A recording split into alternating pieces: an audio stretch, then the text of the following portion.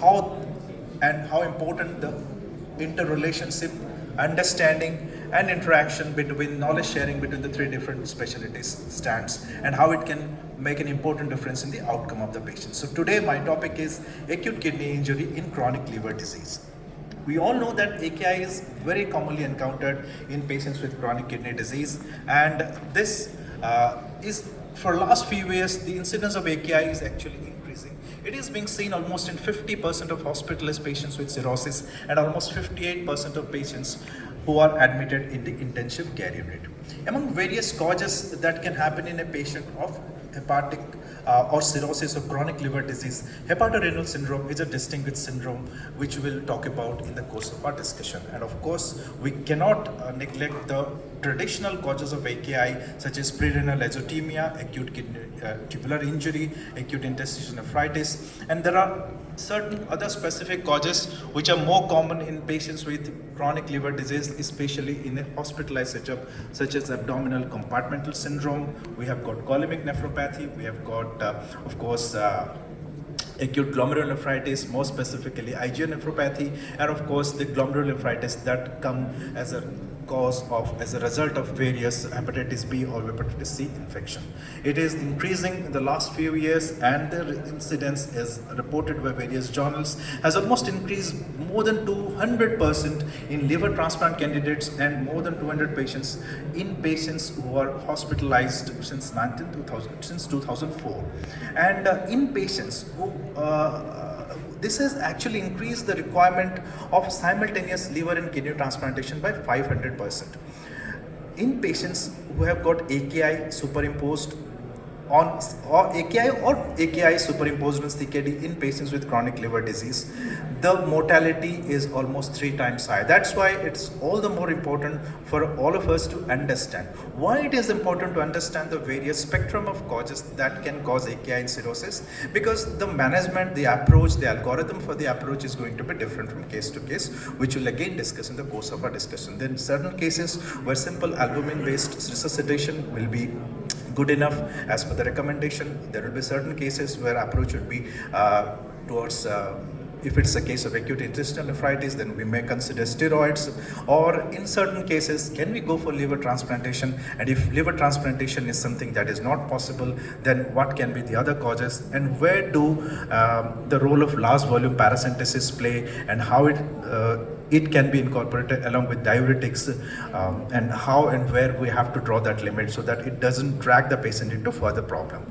Now, of course, just to remind all of you, you must be all knowing about the definition of AKI. Just to reiterate the importance of understanding the importance of definition of AKI, it is an abrupt, remember, it's an abrupt, almost arbitrarily set at 48 hours, sometimes some would say almost 7 days, there is a reduction in kidney function manifested by an absolute increase in creatinine of 0.3 milligram per deciliter or more, or equivalent to a percentage increase in serum creatinine of 50% or more, that is 1.5 to 2%, or a urine output less than 0.5 milliliter per kg per hour for more than 6 hours. So this is how AKI is defined. AKI, according to, you must be well versed with the Rifle criteria as well as acute kidney injury network criteria that has been almost in our textbooks from the early, in the first decade of this century, and we have divided AKI into 3 important stages. Stage 1, where of course there is increase in 1.5 to 2 times, or the creatinine is 0.3 milligram per deciliter increase, and the urine output is less than 0.5 ml per kg per hour for last 6 hours. If the same increase in creatinine happens more than 200% from the baseline or 2 to 3 times from the baseline, it is stage 2. And if it increases an absolute value more than 4, or for that matter, if the urine output is less than 0.3 milliliter per kg per hour for almost 24 hours, or the patient is anuric for 12 hours, then that patient would fall into the stage 3 criteria. Now, types of acute kidney injury. Our traditional understanding of AKI continues to prevail today, and we can divide AKI into prerenal azotemia, which results from renal hypoperfusion with a glomerular or tubular lesion, or intrinsic renal failure or post-renal failure. Intrinsic renal failure comes from whether tubular cell necrosis or glomerulonephritis, or there is an interstitial nephritis. There could be post-renal failure which results from urinary tract obstruction or various causes that contribute towards the obstruction. Now, what could be the possible types of HRS injury in the setting of cirrhosis? HRS is a unique, potentially reversible form of ARF secondary to renal vasoconstriction that results from extreme vasodilation. And the incidence of HRS, it can vary from 20 to 40% in patients with cirrhosis depending on the setup, whether it's a hospitalized setup, whether it's an ICU or an outpatient setup, and the various presentation of the patient of cirrhosis. It is divided into type 1 and type 2 according to the traditional understanding. And survival of HRS1 is certain than patients with HRS2. Now, the International Club of Ascites, ICA, has divided HRS or hepatorenal syndrome or given certain new definitions or new terms. According to this, HRS1 is which was traditionally known according to the 2007 and earlier criteria, now has been defined as HRS-AKI. You can look at this, it somehow incorporates the three basic elements that we were that normally would come under our traditional understanding of stage 1, stage 2 and stage 3. When these stages are not, or when one goes beyond these stages, then the next stage, which is neither acute nor chronic, is HRS-AKD. And when the symptoms or the problems persist for more than 3 months, it is called as HRS-CKD. Prevalence of AKI amongst cirrhotic patients in different clinical settings. The clinical settings can be various, whether the hospitalized cirrhotic patients, 20% patients present with AKI admission, 70% with AKI during hospitalization.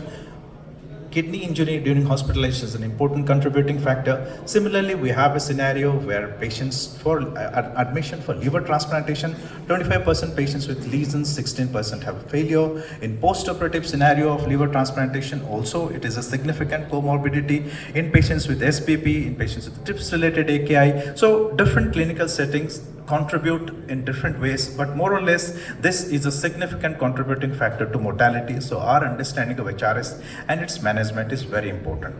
Prevalence and types of acute renal failure in a setting of cirrhosis. As you can see, when we talk about renal failure, AKI, there once again prerenal is the most predominant form. In prerenal, there are two distinct setups. One is volume responsive and the other one is volume non-responsive. Remember, HRS is a type of renal failure in cirrhosis which is typically not volume responsive. Thankfully, the largest category of patients are volume responsive, the causes being hypovolemia or vasodilators or other various contributing factors. In HRS, which is not volume responsive, which can be type 1 in 25% and type 2 in 9%. What could be the possible pathogenesis of HRS? Or for that matter, involvement of kidneys in a patient with cirrhosis. There are certain hemodynamic alterations in early and advanced stages of cirrhosis. In early stages, the circulating renal angiotensin aldosterone system is not so much activated, but as the patient progresses to advanced stages, there is an activation of peripheral and splanchnic renin-angiotensin system and metabolic deviation towards RAS vasodilatation, and that leads to a vasodilatation in the splanchnic circulation. And due to resistance to portal flow, patients with cirrhosis have a portal hypertension which causes splanchnic vasodilatation. This splanchnic vasodilatation actually causes pooling of blood, and this leads to a cascade of events. Ultimately, this leads to renal vasoconstriction, renal sodium and water retention, and decreased renal perfusion, and of course this leads to multiple effective cardiac output is also reduced. And Other than our traditional understanding of systemic vasodilatation, there is also another important factor that contributes towards HRS and cirrhosis, and that is systemic inflammation. Systemic inflammation and pathogen associated molecular pathogens related or damage associated molecular elements are related. These elements are newer pathogens. I mean, whenever we talk about any such syndrome in the body, are age old cytokines. Sometimes they can play very friendly roles, but whenever the delicate balance is disturbed, the cytokines, such as the most amazing cytokines like TNF, interleukin 6, interleukin 8, all these things can increase reactive oxygen species, can come a role, and this leads to adrenal dysfunction, hepatic encephalopathy, hepatopulmonary syndrome. I mean, all these things, the delicate balance is disturbed, and systemic inflammation comes to play a very important role apart from our traditional understanding, that is spanking vasodilatation. So this is HRS pathogenesis complex. There is renal hypoperfusion, then there could be typical direct tubular damage, there could be microvascular dysfunction, and all these things can arise out of a inflammation. Once again, rapid fluid loss or sepsis or systemic inflammatory syndrome related vasodilatation can cause a further reduction in effective circulatory blood volume, renal vasoconstriction, and prerenal AKI in the presence of an hyperdynamic circulation. Now, how do we evaluate AKI in cirrhosis? Evaluating an AKI in cirrhosis, first of all, we do take a good history and physical examination. Often we miss those simple steps, and another very important step that normally as clinicians we have almost forgotten is a very simple urine analysis. When was the last time we ever went to a biochemistry or lab and see the urine examination ourselves? Because we have almost outsourced these things, but there was a time our teachers would tell us that sometimes as clinicians we must also see the urine examination. Look at the urine casts, look at the various, microscopic examination of urine is very, very important for a nephrologist and to distinguish between different causes that contribute towards any sort of AKI. And of course, we have got ultrasound, which is a very important element to rule out obstructive uropathy and urinary biomarkers.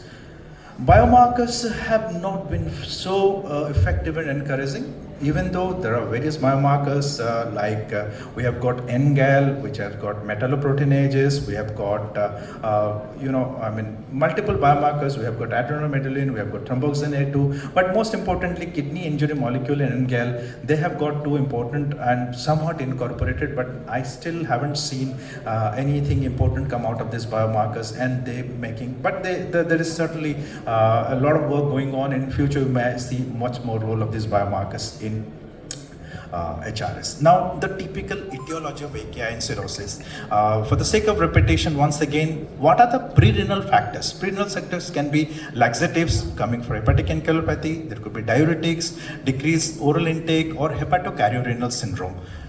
There could be acute glomerulonephritis, as I just enumerated, hepatitis B or C related. Hepatitis C often leads to membranoproliferative glomerulonephritis or cryoglomerulonuria, or hepatitis B leads to membranous kind of pathology, and the managements can be different. Similarly, antibiotics such as fluoroquinolones, which are very frequently used for SBP, they can be contributing towards certain nephropathy as well, and of course, other ischemic ATI causes from hemorrhagic shock, sepsis. Similarly, there could be renal vein congestion from ACS. ACS stands for abdominal compartment syndrome, or cardiomyopathy, or portoportal hypertension. So all these things can contribute.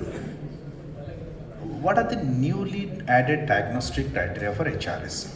HRS, these are some important points we have to remember to term a particular kidney failure in cirrhosis as HRS. There is increase in serum creatinine more than 0.3 milligram per deciliter within 48 hours. Urinary output is less than 0.5 ml per kg for last 6 hours. There is no full or partial response according to ICA consensus document for at least 2 days of diuretic withdrawal and volume expansion with albumin. There is absence of shock.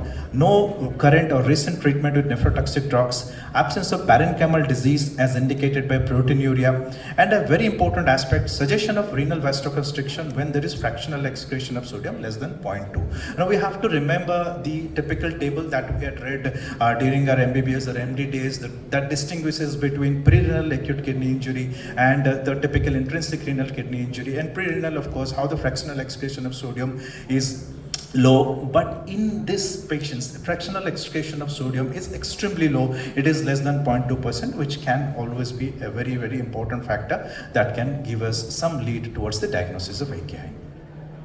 Now, the management, all these things, all this understanding of the diagnosis was towards creating an algorithm for the management. First of all, we have to understand what could be the initial cause. We need to remove the factors that can contribute. We have to stop ACE inhibitors, ARBs, stop NSAIDs, stop beta blockers, expand the plasma volume, treat infections when diagnosed. If things resolve, very good. If they persist, then we have to go for further case-based case discussion and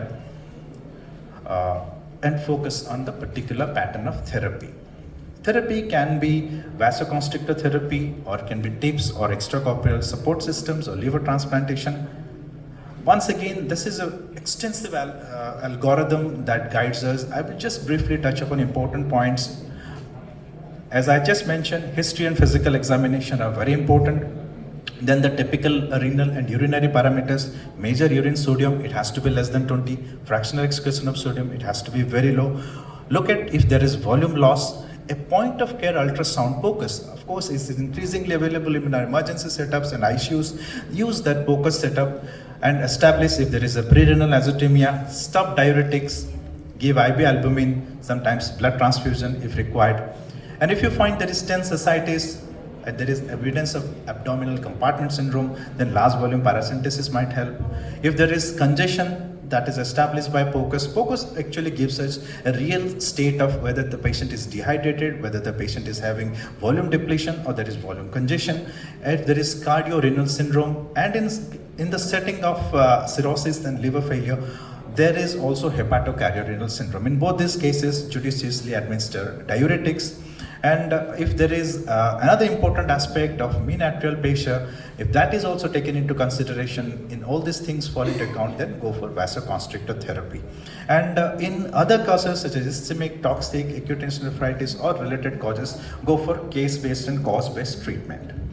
Now coming to certain specific agents, I have been telling about vasoconstrictor agents. You must be aware that in intensivists in India, mostly we use or hepatologists always advise terlipressin. So terlipressin so far has been taken as the drug of choice in management of hepatorenal syndrome, and various studies have established that terlipressin when compared with placebo gives, I will not get into the very details, but it has been established from various studies and certain encouraging endpoints were taken. Terlipressin has been found to be effective and certain drug of choice in patients in the management of HRS. Overall, and with minimum number of fatal cardiac or non-fatal cardiac or other adverse effects. Another important aspect here is how do we assess if a patient started on terlipressin treatment or other associated supportive treatment, how the patient is going to be, how can you assess the extent of reversibility in this patient? The important points for assessing that is timing of initiation of therapy, it is important, effect of the mean arterial pressure, the degree of underlying liver disease. Anytime, whenever we are starting a treatment, it is common knowledge that the degree of underlying problem, the degree of bilirubin at the beginning of treatment, all these are important aspects because bilirubin or bile acids can itself play as a nephrotoxic agent. And if we can see if there is certain triggering factor and if that triggering factor is getting reversed or not, removal of triggering factor is also a very important factor. And of course, if there is underlying cirrhotic cardiomyopathy, that is also something that contributes to adverse outcome. So these are now when we compare in United States, FDA doesn't recognize terlipressin. They have not approved terlipressin, so they mostly use noradrenaline. And noradrenaline, in some extent, even though not as good as terlipressin, but it is cost effective. And in some setups, it can be used, and it has got encouraging results. But the fact is that noradrenaline cannot be given in a general ward setup. So they chose, and of course, we can all use certain other drugs. The other drugs being midodrine and octreotide. Midodrine has also been shown to give certain encouraging results. Midodrine is a drug that can be given orally, so midodrine can give some encouraging results. Octreotide and midodrine combination also gives certain encouraging results, and these are all medical treatment of HRS and various drugs. But if all these things are not sufficient, or if we are contemplating liver transplantation, then of course live related liver transplantation gives excellent results, even though disease donor liver transplantation do not give that bad results. Both are good, but live related liver transplantation gives survival advantages. And that, of course, and there are certain conditions where we have to choose for liver kidney simultaneous transplantation. And when do we go for renal replacement therapy? When our role as nephrologists becomes very important. Whenever there is medical management fails, or patients who are deemed eligible for liver transplantation, it is reasonable to administer KRT in individuals whose disposition is unclear, whose candidates for liver transplantation is being considered. However, if the patient is very sick, there is no scope for liver transplantation, the patient is landed into multi-organ failure, administering KRT or dialytic treatment just for the sake of renal parameters sometimes is not advocated. Prevention, we have seen the role of antibiotic prophylaxis in patients. If you can prevent antibiotics along with albumin give a better prophylactic chance in SBP, thereby protecting against SBP. Also, we reduce the incidence of AKI. I think I would rest through the last few slides. Just to summarize, regardless of the type, AKI remains a severe complication to cirrhotic patients and a significant challenge for physicians tasked with treating it, and management should be treated according to the cause. Differentiation for various causes is essential. Vasoconstrictor therapy forms a mainstay of therapy, and patients who are unable to respond to medical therapy or who either qualify for a liver transplant have a good chance of recovering kidney function or will benefit from kidney replacement therapy, and they should be given the best option possible. With that, I conclude my presentation. Thank you very much for your listening.